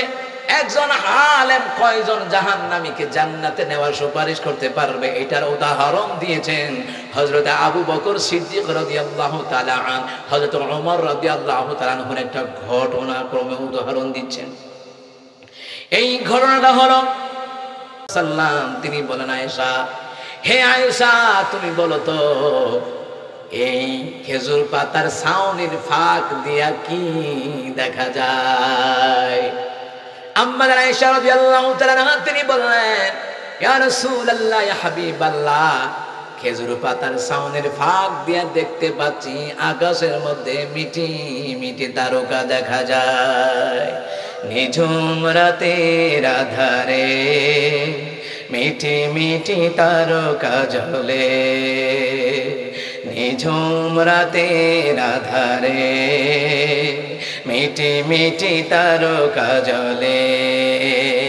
হে রাসূল, হে রাসূল, হে রাসূল, হে রাসূল, হে রাসূল, হে রাসূল, হে রাসূল, হে রাসূল। রাহমাতুন নবী সাল্লাল্লাহু আলাইহি সাল্লাম বললেন, আয়েশা, তুমি তারকারাজি দেখতে পাচ্ছ, তাহলে আবার তোমার কাছ থেকে ইন্টারভিউ নেব। তুমি বলো না, আকাশের তারকারাজির সমান সওয়াব আমার কোন সাহাবীর আমলনামায় আছে? আম্মা আয়েশা রাদিয়াল্লাহু তাআলা উত্তর দিলেন, রাসূলুল্লাহ, ওয়াল্লাহু রাসূলু আলাম, আল্লাহ এবং তার রাসূল ভালো জানেন, আর কেউ জানেন না। চিন্তা করলাম, আম্মা আয়েশা 6 লক্ষ হাদিসের হাফেজা, 30 পারা কোরআনের হাফেজা, রইসুল মুফাসসিরিন, এরপর কয় আমি কিছুই জানি না। সুবহানাল্লাহ বলতে ইচ্ছা করে না। এরপর বলে আল্লাহ এবং তার রাসূল ভালো জানেন। রহমতের নবী তৎক্ষণাৎ বললেন, ইয়া আয়েশা রাদিয়াল্লাহু তাআলা আনহা, হে আয়েশা, তুমি শোনো, আকাশের তারকারাজের সামাল সওয়াব আল্লাহ তাআলা আমার ওমরের আমলনামায় আল্লাহ দিয়েছে। সুবহানাল্লাহ বলবেন না? আমরা আয়েশা রাদিয়াল্লাহু তাআলা এই কথাটা শোনার পরে আপনারা বলেন, মনটা কি খুশি না বেজার? বেজার। বেজার হওয়ার কারণ হলো আব্বার নাম আবু বকরের নাম তো কয় না, ওমরের নাম কইলো কা? মনটা খুব বেজার। রহমতের নবী কয়, ও আয়েশা, আমি কিন্তু বুঝতে পারি তুমি রাগ করলে, আমি বুঝতে পারি তোমার গাল দুইটা লাল হইয়া যায়। সুবহানাল্লাহ। অনেক মানুষ আছে রাগ করলে চোখটি লাল হইয়া যায়, ঠিক নেই? রাগী মানুষ দেখবেন গোসল করার পরে চোখ দুটা লাল হইয়াতে, ওরে বাবারে টমেটোর মতন লাল, ইতারে খাইলে বাজা, ঠিক না? মুসলমান ইমানদারেরা, আম্মাদের আয়েশার মনটা বেজার। বেজার হলে কি হইব? গাল দুটা লাল। রহমতুল নবীকে আমি বুঝি তুমি যে রাগ করছো। ও আয়েশা, স্ত্রীর মন বুঝে কথা বলতে পারতেন রহমতুল নবী সাল্লাল্লাহু আলাইহি ওয়াসাল্লাম। এমনকি অনেক সাহাবীদের মনের অবস্থা দেখো রাসূলুল্লাহ পর্যন্ত বুঝতে পারতেন। ওই বুঝার জন্য জ্ঞান দিয়েছেন কে? রহমতুল নবী সাল্লাল্লাহু আলাইহি ওয়াসাল্লাম বললেন, ইয়া আয়েশা রাদিয়াল্লাহু তাআলা আনহা, হে আয়েশা, শোনো শোনো আয়েশা, মনটা খুব বেজার। আমি জানি তোমার বাবার নাম কেন বলি নাই, আমি তো বুঝ জ্বালাইছি তোমার মনটা কি রে বেজার। মাঝে মধ্যে বউরে খুশি করবেন, বউরে গিফট দিবেন, পাশে না বউরে বসাইয়া কথা কইবেন। একবারই একদিন টুকেন দিয়েছে মাহফিলের ফ্যান্ডেল থেকে, হুজুর আপনি যে এতক্ষণ ওয়াজ করলেন, জামাইয়ের লগে বইয়া কথা কইতাম, এই বাটা যেই বিড়ি খায় কেমনে কথা কইতাম, লোগো তো বইতারি না, জামাতে গন্ধ, দাড়িতে গন্ধ, টুপিতে গন্ধ, পকেটেতে গন্ধ, হাতেতে গন্ধ, নাকেতে গন্ধ, থুতাতে গন্ধ। আমি যে সংসার কেমনে করি আল্লাহ জানে। আসলে ঠিক আতর ব্যবহার করবেন আপনারা। এগুলি না খাইয়া যারা খায় আর কি, যারা আপনারা তো খান না অনেকে, যারা খায় এগুলি খাবেন না। এগুলি দেহের ক্ষতি, স্বাস্থ্যের ক্ষতি। আর স্বাস্থ্যের ক্ষতি করার জন্য আল্লাহ আপনাকে অধিকার দেয় না। অনেকে বিড়ি খাইতে খাইতে ক্যান্সার বানায়, জিভুতে জায়গা বেচে চিকিৎসা করার লাগে, তো এবার জায়গা কিনছে জিভুতের লেগে, তো এবার তোর দিকে সেরে কথা কয় না। মুসলমান ইমানদাররা আম্মাদের খাদিজার সাথে কথা বলতেন, আম্মাদের আয়েশার সাথে কথা বলতেন, সমস্ত বিবিদেরকে নিয়ে পর্যন্ত রাসূলুল্লাহ কথা বলতেন। এত সুন্দর সুন্দর কথা বলতেন। একদিন বিবিদেরকে নিয়ে কথা বলতেছেন, ঘরের ভিতরে কোন কোন কোন কোন কোন কোন আওয়াজ হইতেছে। 4-5 জন মহিলা যদি রুমের ভিতরে কথা কয় কেমন বোঝা যায়? কোন কোন কোন কোন বন বন বন বন সন সন সন কি আওয়াজ, কি তাতে হইছে আল্লাহ জানে। এমনই সময় ওমর রাদিয়াল্লাহু তাআলা সালাম দিলেন। সালাম দেওয়ার সাথে সাথে ওমর রাদিয়াল্লাহু তাআলা হুকে নবী আলাইহিস সালাম অনুমতি দিলেন, ওমর ঘরে আসো। ঘরে গিয়া দেখে একজনও নাই। কে যে কই গেছে? রহমতুল্লাহ সাল্লাল্লাহু আলাইহি সাল্লাম কে ওমর রাদিয়াল্লাহু তাআলা, হুজুর একটু আগে কারা যেন আমাদের সামনে বয়ে বয়ে মনে হয় কথাবার্তা বলছে। হ্যাঁ, তোমার আম্মা জানের আমারে দাবি করতেছে, এইটা লাগবে, ওইটা লাগবে, ওইটা লাগবে, পাশের বাড়ির স্বামী তার বউর এটা দেয়, এটা দেয়, এটা দেয়, তো তোমার আম্মা জানেরা তো স্বামী হিসাবে দাবি করতেই পারে। ওমরকে হুজুর এখন কয়েকজনও নাই। কেন নাই? তোমার ডরে। সুবহানাল্লাহ কইতেন না? ওমর রাদিয়াল্লাহু তাআলা বলেন, ওগো রাসূলুল্লাহ, শুধু আমাকে কি ভয় পাইলে হইবে নাকি? আপনি তো দুজাহানের নবী, আপনারে তারা ভয় না করে আমারে ভয় পায়, দুঃখ লাগে। রহমতের নবী বলেন, ওমর, শুধু যে তোমার আম্মা জানেরা ভয় পায় তা হয় নয়, শয়তান দেখলে তোমারে ভয় পায়। এমনকি শয়তান যদি দেখে তুমি উত্তর দিক যাইতেছো, শয়তান দক্ষিণ দিক দিয়ে পলায়ন করে। সুবহানাল্লাহ, জোরে কর না। এটার নাম হলো ওমর। সেই ওমরের নাম বলাতে আম্মাদান আয়েশা রাদিয়াল্লাহু তাআলা বেজার হয়ে গেলেন। রহমতের নবী বললেন, বুঝছি, হে আয়েশা, তোমার মনটা বেজার, তোমার বাবার নাম কেন বলি নাই? তবে আয়েশা শোনো, আকাশের তারকারাজির সমান সওয়াব আল্লাহ ওমরের আমল নামাই দিয়েছে। আমি এটার উদাহরণ আকাশের তারকারাজি দিয়ে দিলাম, ওমরের আমল নামার উদাহরণ আকাশের তারকারাজি দিয়ে দিলাম। আর তোমার বাবা আবু বকর আমল নামা এত নেকি, এত নেকি, আসমান এবং জমিনের মধ্যে কোনো বস্তু নাই যে উদাহরণ দেওয়া যায়। আল্লাহু আকবার। হে আয়েশা, তোমার বাবা আবু বকর আমল নামা এত নেকি, উদাহরণ দেওয়ার মতো কোনো যন্ত্র নাই।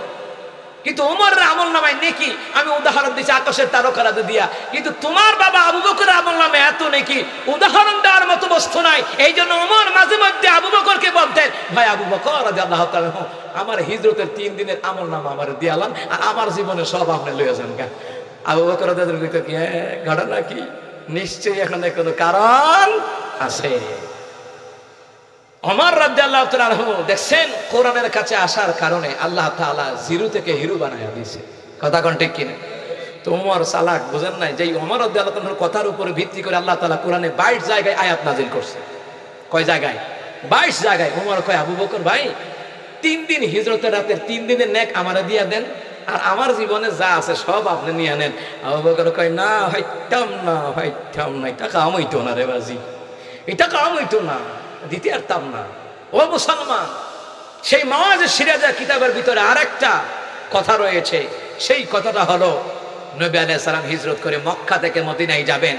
আবু বকর রাদিয়াল্লাহু তাআলার বাড়িতে গিয়ে দরজায় করাঘাত করলেন, আবু বকর লাব্বাইক ওয়া সাআদাইকা রাসূলুল্লাহ। রহমতুল্লাহ নবী কয়, আবু বকর ঘুমাও নাই? না হুজুর, আপনি তো আমাকে কবে বলছিলেন আমাকে নিয়ে হিজরত করবেন, ওই দিনের পর থেকে আজ পর্যন্ত আমি আবু বকর বিছানায় পিঠ লাগায়া ঘুমাই নাই। আরো জোরে কয় না সুবহানাল্লাহ। রহমতুল্লাহ নবী সাল্লাল্লাহু আলাইহি সাল্লাম বললেন, ইয়া আবু বকর, চলো তাড়াতাড়ি, দেরি করা যাবে না, আমার বিছানায় আলীরই শোয়া আসলাম, তাড়াতাড়ি চলো। আবু বকর কয়, হুজুর চিন্তা করবেন না, আপনার যাতে যাইতে কোনো কষ্ট না হয়, আমি আবু বকর 2টা লাল ঘোড়া কিনা রাখছি। সুবহানাল্লাহ। কয়টা লাল ঘোড়া? লাল ঘোড়া দৌড়াইতারে বেশি। আপনি দেখবেন বাজারে গেলে লাল ঘোড়ার দাম বেশি, লাল গরুরও দাম বেশি। কথা ঠিক আছে নি? এটা লাল রাখার আমার, কালাটা আমার। ওই চিন্তা করেন মুসলমান ইমানদারেরা। রহমতুল্লাহ নবী কি বলেন? আবু বকর রাদিয়াল্লাহু তাআলা তিনি বলেন, রাসূলুল্লাহ আপনি একটু অপেক্ষা করেন, চিন্তা করবেন না, আমি যাচ্ছি ঘোড়াগুলি নিয়ে আসি। তাও আবার পাশের বাড়িতে বর্গা দিয়ে রাখছি, পাশের বাড়িতে পালনের জন্য দিয়ে রাখছি, প্রয়োজনে তাকে মাসে মাসে টাকা দিয়েছি। ও রাসূলুল্লাহ খরচ দিয়েছি, ও রাসূলুল্লাহ ঘোড়াগুলি নিয়ে আসি। 2টা ঘোড়া রাতের বেলায় নিয়ে আসলেন, আনিয়া রহমতুল্লাহ নবীর সামনে হাজির করলেন। ও রাসূলুল্লাহ আপনি এই ঘোড়ার উপরে উঠেন। ঘোড়ার উপরে রহমতুল্লাহ নবী উঠলেন, পেছনের ঘোড়ায় আবু বকর রাদিয়াল্লাহু তাআলা উঠলেন। ওঠার পরে এবার মদিনার পানে রওনা হয়ে গেল। মদিনার পানে যখন রওনা হয়ে গেল, আশ্চর্যের বিষয় হলো এখানে আবু বকর রাদিয়াল্লাহু তাআলা একবার নবী আলাইহিস সালামের ডান দিকে যান, আরেকবার বাম দিকে যান, আরেকবার সামনে যান, আরেকবার পিছনে যান। কারণটা কি? রহমতুল্লাহ নবী বলেন, ইয়া আবু বকর রাদিয়াল্লাহু তাআলা আন, হে আবু বকর, তুমি একবার ডাইনে যাও, তুমি একবার বামে যাও, তুমি একবার সামনে যাও, তুমি একবার পেছনে যাও রে আবু বকর। কারণ কি? আবু বকর চোখের পানি ছেড়ে দিয়া কয়, নবী গো, মক্কা থেকে আমরা মদিনার পানে যাচ্ছি, কাফের বেঈমানেরা হিংস্র জানোয়ারের মতন পাগল হয়ে আছে, আপনার যেখানে পাই সেখানে হত্যা করবে।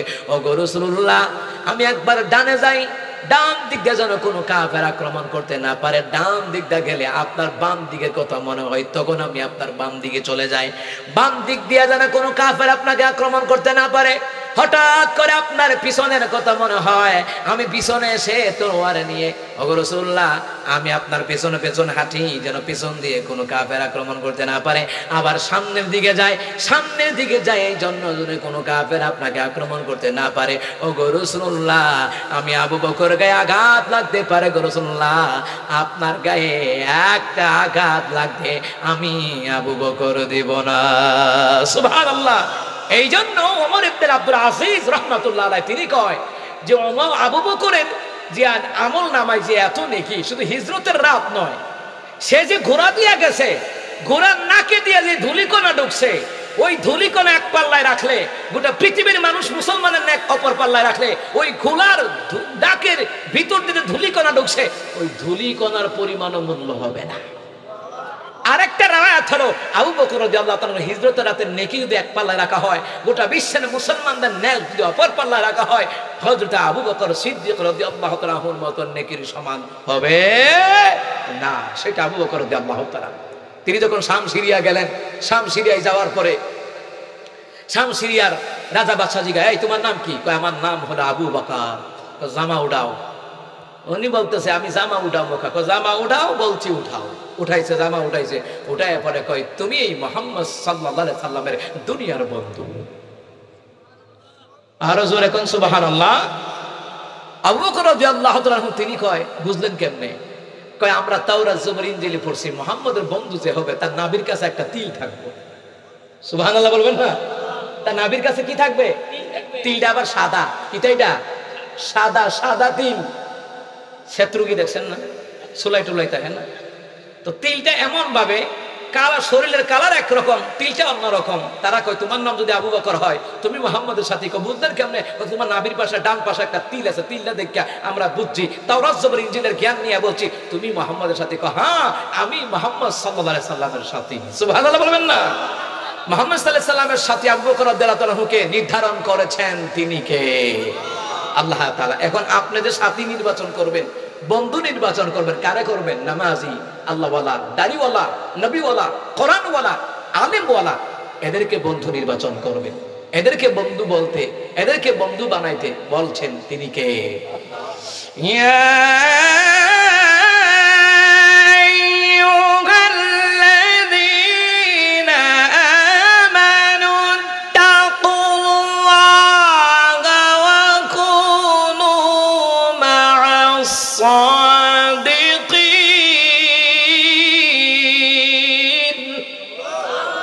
আল্লাহ তাআলা বলেন, হে ইমানদারগণ, তোমরা তোমাদের পরওয়ারদিগারকে ভয় করো আর সদা সর্বদা সত্য কথাটুকু বলো, আর সদা সর্বদা তোমরা আল্লাহ ওয়ালাদের সঙ্গী হয়ে যাও। কার কথা? আল্লাহ তাআলার কথা। ও মুসলমান ইমানদাররা, নবী আলাইহিস সালাম কয়, হে আয়েশা, ওমরের আমলনামা এত নেকি, আকাশের তারকা রাজি দিয়া উদাহরণ দিলাম। ও আয়েশা শোনো, শোনো মুসলমান ইমানদাররা, হে আয়েশা শোনো, তোমার বাবা আবু বকরের আমলনামা এত নেকি, উদাহরণ দেওয়ার মতো বস্তু নাই। এই উদাহরণ হলো একজন হাফেজ 10 জনকে জান্নাতে নিতে পারবে, এটার উদাহরণ হলো ওমরের উদাহরণ। আর একজন আলেম অগণিত লোককে নিয়ে সুপারিশ করে জান্নাতে নিয়ে যেতে পারবেন, এটার উদাহরণ হলো আবু বকর রাদিয়াল্লাহু তাআলার উদাহরণ। সুবহানাল্লাহ বলবেন না? সুপারিশের পারমিশন আল্লাহ ইচ্ছে করে যাদেরকে দিবেন, কোন ভণ্ড লোককে সুপারিশের দায়িত্ব দেওয়া হবে না। আল্লাহ দিলে নবী আলাইহিস সালামকে সুপারিশের পারমিশন দিবেন। আল্লাহ দিলে কোন ইখলাসী বান্দা বান্দি, ইখলাসী বান্দা আমালুস সালেহ বুজুর্গারে দিন, এদেরকে আল্লাহ পাক পারমিশন দিবেন। সুপারিশের পারমিশন দেওয়ার ক্ষমতা কার? জোরে বলেন কার? এই জন্য আমার প্রিয় বাবারা ভাইরা, তাহলে আমরা জানলাম ইলমে দ্বীন শিখাইলে লাভ আছে না নাই? কথা কোন আছে না নাই? সুখে দুঃখে, আপদে বিপদে, মুসিবতে, অভাবে অনটনে, ধনী গরিব অবস্থায় দান সদকা করেছেন, বলেছেন কে? আল্লাহ তাআলা। কি থাকবে না? অভাব থাকবে না, গরিব থাকবে না। আর ইলমে দ্বীন শিখাইলে মর্যাদা আছে না নাই? কারণ খায়রুকুম মান তাআল্লামাল কুরআন ওয়া আল্লামাহু, তোমাদের মধ্যে ওই ব্যক্তি উত্তম যে নিজে কোরআন শিখে অপরদেরকে শিক্ষা দেয়। এই মাদ্রাসার শিক্ষক মন্ডলী, মাদ্রাসার ছাত্রগুলি, ওনাদের দাম আছে না নাই? ওনাদেরকে আপনারা ভালোবেসে এলাকার মান্যগণ্য ব্যক্তিবর্গদেরকে নিয়ে, ওলামায়ে কেরামদেরকে নিয়ে এবং সর্বস্তরের জনগণদেরকে নিয়ে এই মাদ্রাসার প্রোগ্রাম আয়োজন করেছেন। আল্লাহ তাআলা যেন মাদ্রাসার যত হাজত আছে আল্লাহ তাআলা যেন পুরা করে দেয়। এই মাদ্রাসার মাহফিলকে আল্লাহ তাআলা যেন কিয়ামত পর্যন্ত দায়েম আর কায়েম করে কোন আমিন। আমরা এখন দুয়ার দিকে যাব। আস্তাগফিরুল্লাহাল্লাযী লা ইলাহা ইল্লা হুয়াল হাইয়ুল কাইয়্যুম ওয়া আতুবু ইলাইহি লা হাওলা ওয়া লা কুওয়াতা ইল্লা বিল্লাহিল আলিয়্যিল আযীম। আযান বলে দিতে হবে। 12টা বাজে আছে। হ্যাঁ আজান মাইকেল জি কন্ডিশন এটা দিয়ে আজান গাডারে 20 মজা আমার তো গালান দিতে গেল। আচ্ছা ইকোটা বাড়া দেন একটু ভাই, মাইকটা সেট করে ঠিক করে নিয়েন। না আজান পুরাটা দিতাম না, তুই করলি। হ্যাঁ না না পুরা আজান না, এটা নিয়ে বিতর্ক হয় ভাই, এটা বিতর্ক তো বিষয় নিয়ে দরকার নেই। আল্লাহু আকবার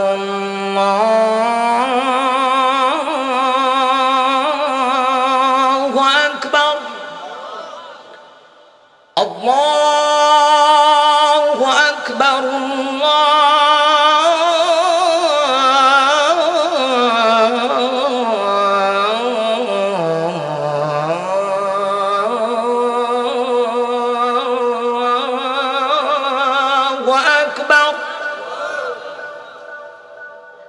أشهد أن لا إله إلا الله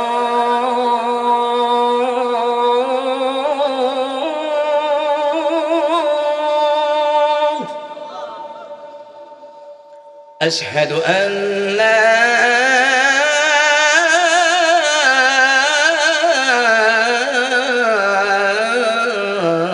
إله إلا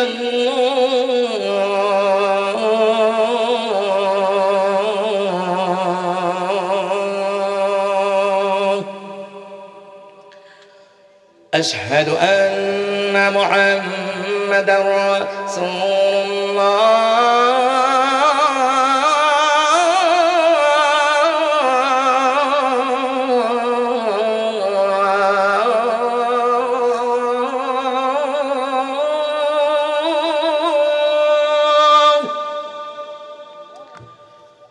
أشهد أن محمدًا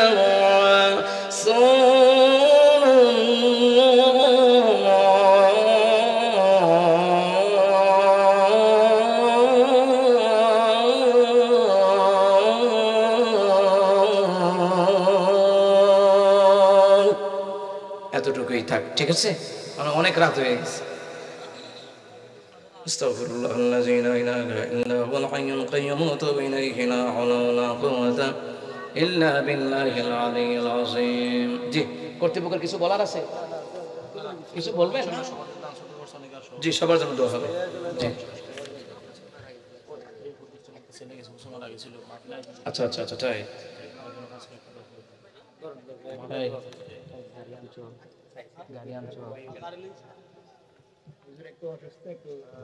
জি জি সবার জন্য দোয়া হবে ইনশাআল্লাহ।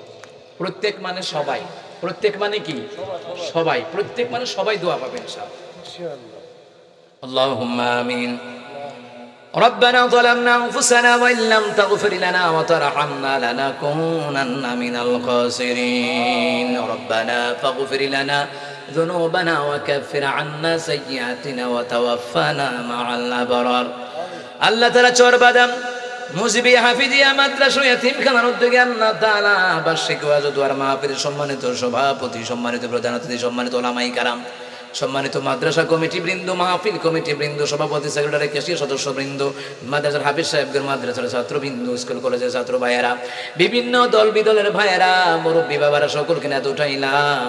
আল্লাহ তাআলা আমাদের প্রত্যেকের হাত গুলি কবুল আর মঞ্জুর করে নাও।